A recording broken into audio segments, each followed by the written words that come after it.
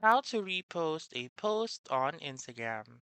So the first step is by opening your Instagram app and then by looking for the post that you want to repost.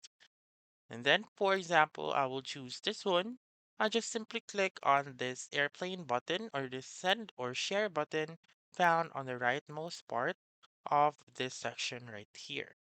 So once you click on that share button or that share icon, you may now click on the add post to your story right here.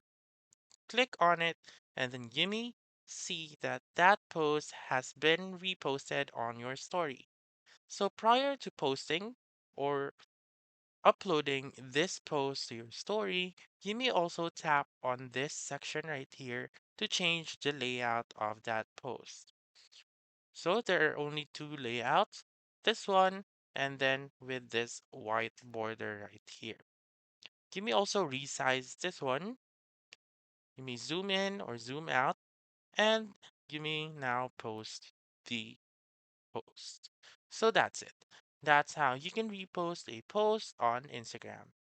So that's all for this video. Let me know in the comments section if this works out for you. For more helpful tutorials like this, please subscribe to our channel and don't forget to click that notification bell. Thank you for watching and have a wonderful day.